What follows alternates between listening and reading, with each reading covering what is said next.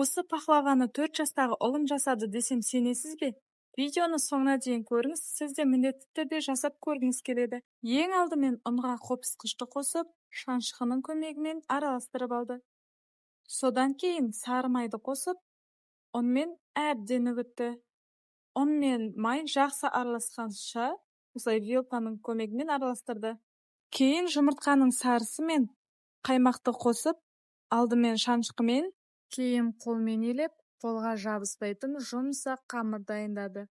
Дайын қамырды 5 бөлікке бөліп, демалуға қалдырдық. Енді үстіне салатын дәмді салмасын дайындаймыз. Грек жаңғағын блендермен ұсақтап ыдысқа салды. Үстіне шекер мен жұмыртқаның ағын қосып, лопаткамен 1 келкі масса болғанша жақсылап араластырды. Одан кейін 5 бөлікке бөлген қамырдың біреуін жұқалап жайып, қалыпқа орналастырды.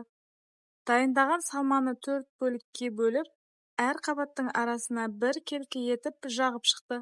Осылайша қамыр мен салманы кезектестіріп салып, ең соңында үстіне соңғы қамыр қабатымен жапты.